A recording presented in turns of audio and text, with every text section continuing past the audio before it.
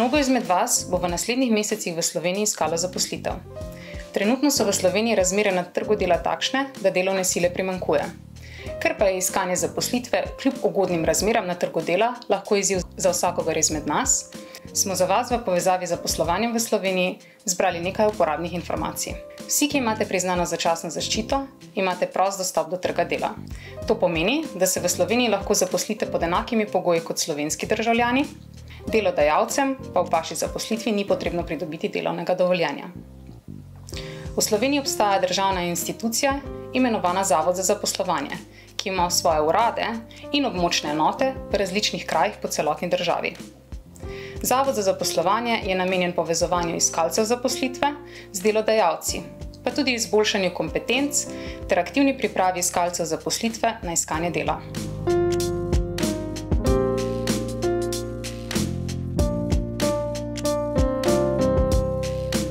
Iskanja dela se lahko lotite na več načinov.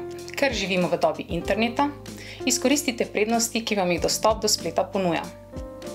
Obstaja več spletnih strani, namenjenih iskanju dela, med najbolj znanimi je portal Moje delo, pa tudi iskanjedela.si, careerjet.si in drugi.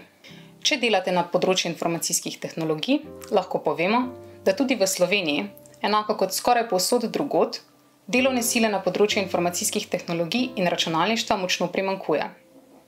Nekateri oglasi iz tega področja so objavljeni na spletnem portalu Sloteh. Pobrskate pa lahko tudi po različnih iskanju dela namenjenih skupinah na socialnih omrežjih, saj se delodajalci zavedajo, da socialna omrežja danes uporablja veliko število ljudi in se jih mnogo izmed njih loti iskanja bodočih zaposlenih tudi na takšen način. Še ena od možnosti pa so kadrovske agencije. Več o kadrovskih agencijah nam bo kasneje predstavil naš gost, direktor agencije Naton, Brane Parazajda.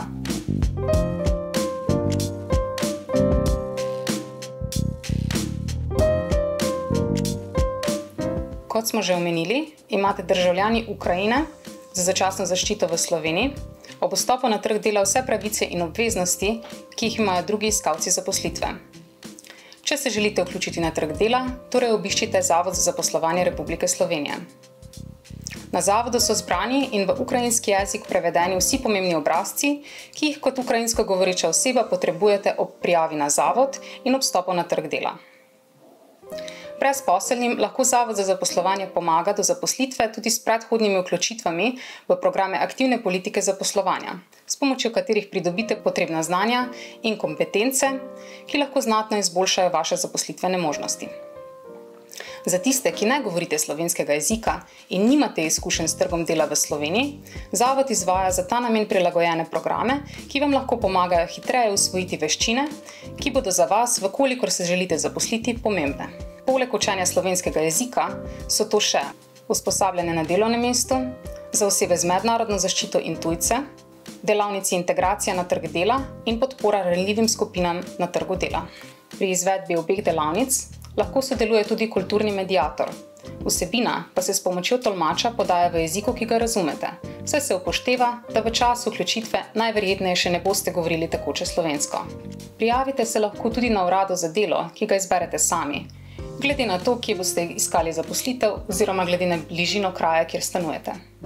Prijavite se lahko tako, da izpolnite temu namenjen obrazec in ga oddate na različne načine.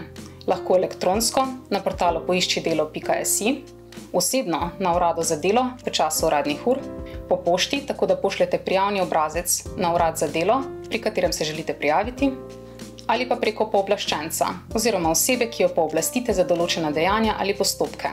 Pri tem pa je potrebno predložiti pooblastilo. Ob prijavi predložite tudi izkaznico osebe za začasno zaščito oziroma kopijo odločbe o statusu začasne zaščite, če izkaznice še nimate.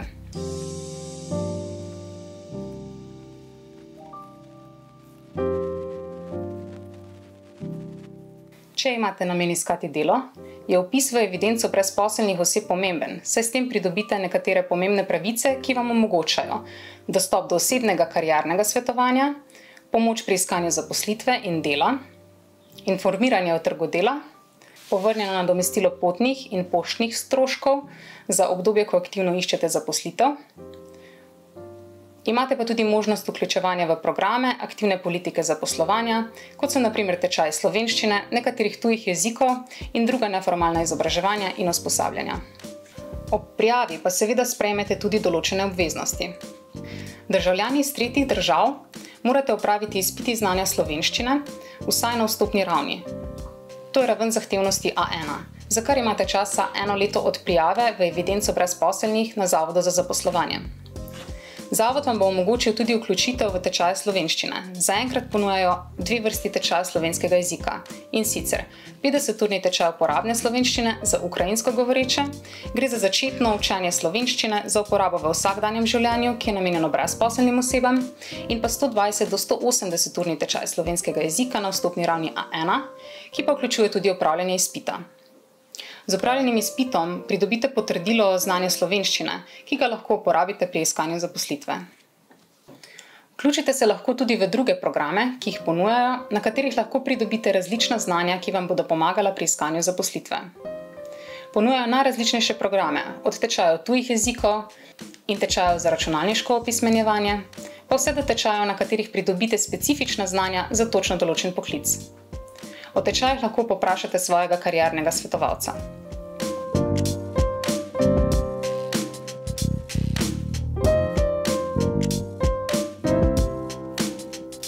Glede na trenutne razmere na trgu dela v Sloveniji, boste tudi brez priznane izobrazbe in brez znanja slovenščine najverjetneje lahko hitro našli delo. Se pa zavedajte, da vkolikor ste pridobili višjo stopnjo izobrazbe, delo, ki ga boste našli brez ovrednotenja izobrazbe oziroma vaših kvalifikacij, najverjetneje ne bo ustrezalo vašim kompetencam. Če bi torej želeli delati v stroki, za katero ste se izšolali, predvsem v javni upravi, boste morali v Sloveniji ovrednotiti izobrazbo, ki ste jo pridobili v drugih državah. Prav tako bo za veliko večino takšnih delovnih mest nujno, da se naučite slovensko. Da bi se torej lažje zaposlili na delovnem mestu, ki ustreza vaši izobrazbi, morate predhodno urediti vrednotenje vaše izobrazbe, pridobljene v tujini. To lahko uredite pri Nacionalnem informacijskem centru za priznavanje kvalifikacij, ki je pristojen za vrednotenje in priznavanje izobraževanja v Republiki Sloveniji. Za osebe, prijavljene v evidenco brezposelnih oseb, je postopek ob predložitvi potrdila brezplačen. Več informacij lahko v slovenščini in angleščini najdete na spletnih straneh, ki smo jih navedli spodaj v opisu videa.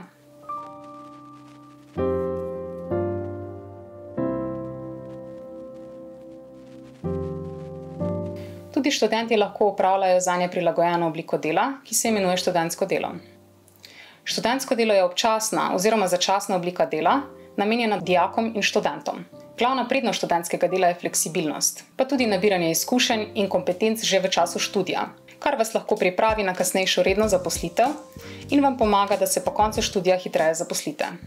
Za opravljanje študentskega dela morate biti stari vsaj 15 let, imeti status dijaka ali študenta v Republiki Sloveniji ali pa biti udeleženec programa izobraževanja odraslih in hkrati mlajši od 26 let. Tako delo pa lahko opravljajo tudi osebe, ki imajo status študenta v drugi državi in so v Sloveniji vključene v katerega od programov mednarodnih izmenjav.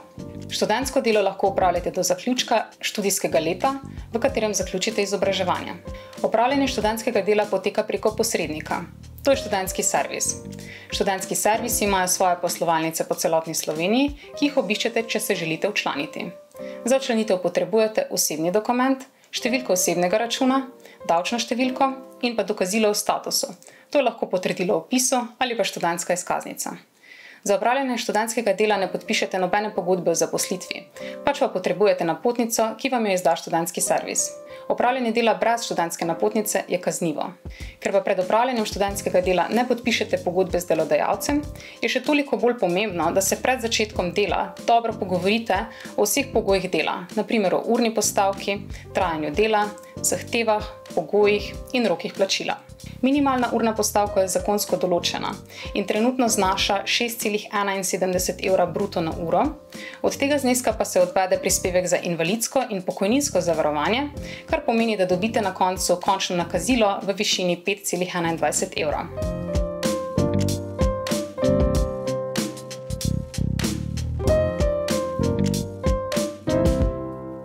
Ko se zaposlite, s tem pridobite določene pravice. V Sloveniji mora zaposleni po zakonu za vsako opravljeno delo dobiti tudi plačilo. Trenutno znaša minimalna osnovna bruto plača 1074,43 evra. Pri tem je treba upoštevati tudi, da vkolikor opravljate nočno delo ali pa delate tudi med vikendi in prazniki, ste upravičeni do dodatnega plačila. Delodajalec vam mora prav tako zagotoviti povračilo stroškov za prehrano med delom, za prevoz na delo in z dela, ter dodatek za opravljanje določenih del in nalog na službenih potovanjih. Delodajalec vam mora izplačati tudi letni regres, ki je v bistvu dodatek k plači namenjen koriščenju letnega dopusta. In sicer ste do letnega regresa upravičeni v enakem deležu, kot ste upravičeni do letnega dopusta. Letni regres za celoletno zaposlitev tako znaša najmanj toliko, kot znaša minimalna plača, lahko pa tudi več, če se tako odloči delodajalec. Plačo vam bo delodajalec izplačeval mesečno, na točno določen vnaprej dogovorjeni datum. Ob vsakem izplačilu pa vam mora izdati pisni obračun z vsemi izplačilom povezanimi podatki, vključno z obračunom in plačilom davkov in prispevkov. V Sloveniji polni delovni čas obsega 40 ur tedensko. Izjemoma lahko na nekaterih delovnih mestih, ki predstavljajo za zaposlenega določena tveganja, polni delovni čas obsega tudi manj kot 40 ur tedensko. V primerih povečanega obsega dela vam je delodajalec dolžan vnaprej pisno odrediti delo nad polnim delovnim časom in ga tudi ustrezno plačati. Tako imenovanih nadur lahko opravite največ 8 na teden, 20 na mesec in 170 na leto. Če pa spadate v eno od zaščitenih kategorij delavcev, na primer nosečnice, delavci na nevarnih delovnih mestih ali pa starejši delavci, vam delodajalec nadurnega dela sploh ne sme odrediti. Več informacij o delovnih pogojih lahko najdete na spletnih straneh, ki smo jih navedli spodaj v opisu videa.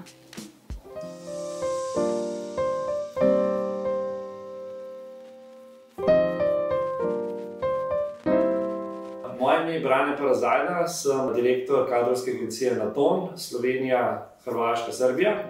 Že od leta 2015 zaposlujemo tuje državljane, se pravi, na začetku smo zaposlovali Sirijce, državljane iz Irana, se pravi iz Afganistana, iz Pakistana. Pred časom smo pa tudi začeli zaposlovati ukrajinske državljane. Nudimo jim veliko možnosti, kar se tiče dela. Absolutno je zelo enostavno se pri nas zaposliti, ne samo tuji državljani, ampak tudi Slovenci. Ko govorimo o tujih državljanih, se pravi o Ukrajincih, govorimo o državljanih, ki imajo začasno zaščito. Ponudimo jim lahko različna dela, tako v proizvodnji kot administraciji. Zelo zanimivo je v Sloveniji, da je pomanjkanje tehničnega kadra, kar pa v bistvu ukrajinski državljani so.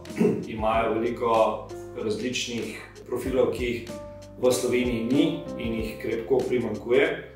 Tako da mi smo že v zadnjih 3 mesecih zaposlili približno 50 do 60 kandidatov, s katerimi so naši uporabniki oziroma naši partnerji zelo zadovoljni.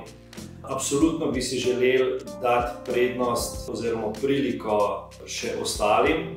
Iščemo jih po vsej Sloveniji in upam, da bo prišlo do tega, da se bo čim več ljudi v bistvu prijavilo na odprta delovna mesta in pa si seveda tudi na našo spletno stran pogledali vse, kar je, kar se tiče odprtih delovnih mest tudi v ukrajinščini.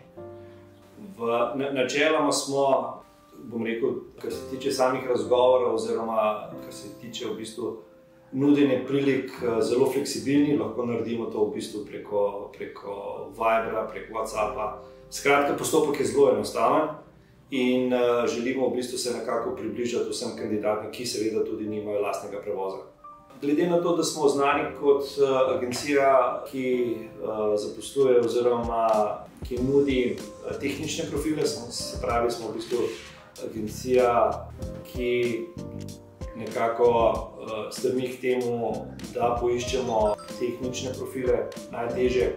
Smo tudi v tem trenutku, imamo pravzaprav zelo veliko odprtih delovnih mest, se pravi za inženirje, govorimo za strojne, elektro inženirje, razvojne inženirje in pa seveda tudi IT profile vseh vrst. Skratka, Ko govorimo o odprtih delovnih mestih, govorimo v modrih in belih ovratnikih, se pravi in od proizvodnih delavcev do višjih profilov.